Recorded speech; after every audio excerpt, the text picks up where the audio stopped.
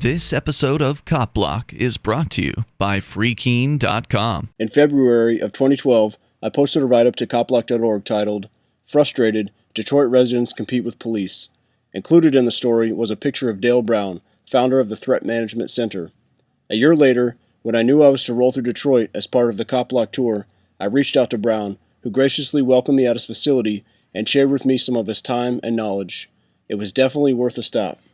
My name is Dale Brown, founder of the Threat Management Center, located in Detroit. What Threat Management Center represents in general is how to properly manage human threats to create the most nonviolent outcome possible. I started in 1995 in the security capacity, helping the community deal with violent criminals. We're doing home invasions and murders in our area. I would call police, I would constantly reach out, and what I found was there was a general apathy and complacency where law enforcement was just not interested as a group. There were certain officers that were motivated, and those community-oriented officers bonded with our organization, and we were able to, with their assistance, create a condition where all the murders, home invasions, and other types of violent crimes stopped.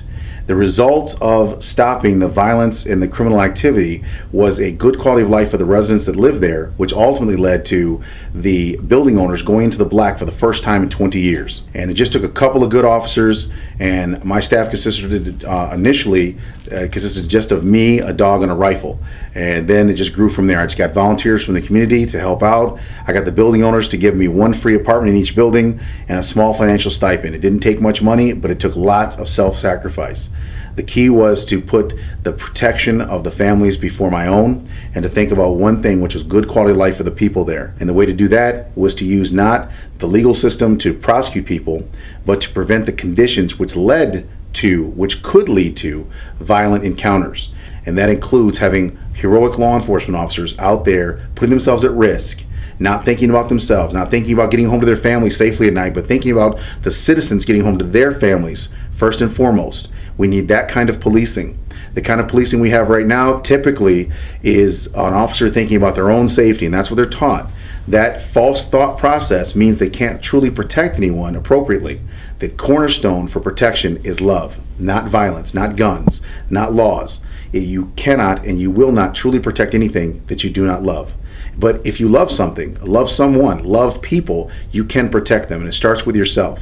Having people that love themselves, love their family members, love their community, love people in general, those are the people that can protect the best, because they will put themselves at risk for others, and that is the key. That level of intention and dedication is the key to stopping violent predatory behavior. You want these predators to realize there is no way they're going to achieve violence perpetrated against families or the people that are there, because when the violent predator sees them, they're going to realize this person is dedicated to the safety there, and they're going to back down. And if they don't back down, that person will be able to manage threats properly if they go through our training. And that's what really separates our organization from any other, is the fact that it really is designated and designed specifically to create nonviolence, but if there is going to be violence, to make sure that you're significantly capable of managing those threats properly. We constantly recruit. We're a performance-based organization. Our bodyguard program, which is called VIPER, stands for Violence Intervention Protective Emergency Response System. The foundation for its success is in the fact that the individuals that are in our organization, in order to participate, have to be altruistic. Our life's blood of this organization is having people that are really talented, really motivated, and highly skilled by constantly training them. And those people that do not want to train or are not good enough are replaced by better people. We are not looking for people, and we do not accept people who are human predator oriented. So people that like to fight, or people that like to shoot people. A lot of times guys come back from the military organizations, and I have to be careful, because we're not looking for the kind of mindset that says, you know what, it's okay to use violence as long as you can legally explain it. We're looking for people that don't want to use violence under any conditions. What we emphasize is 100 ways in a situation which would normally be fatal force oriented, 100 ways to not have a violent or fatal incident take place. We perform 24 hours a day, 7 days a week. We protect communities here in Detroit, upscale communities like Palmer Woods, Sherwood Forest, and the golf course. We have approximately 1,000 homes that depend on us for safety, responding to them and their families and their emergencies.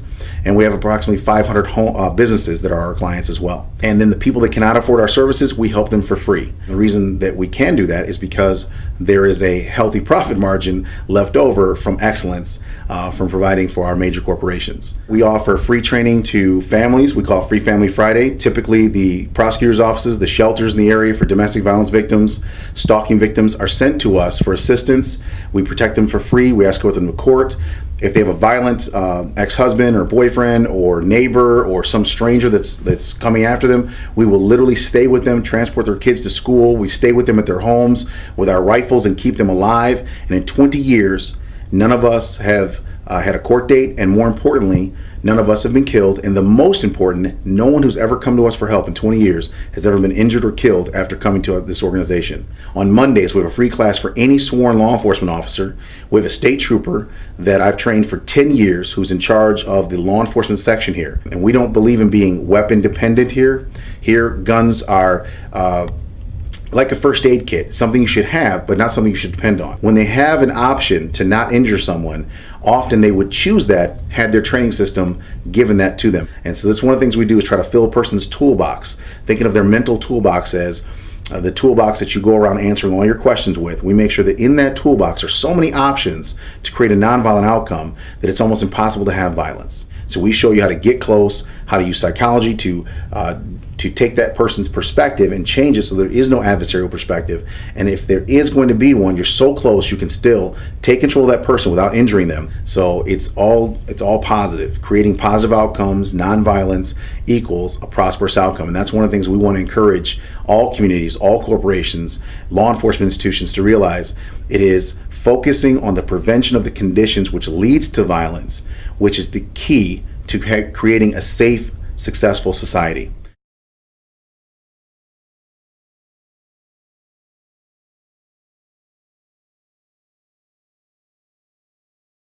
There is a common fallacy, held even by most advocates of laissez-faire, that the government must supply police protection. The institution, by its very existence, violates its stated objectives and can never succeed due to the lack of market signals. There's not a trade-off between liberty and security. You can have both, but you aren't going to get it through the government.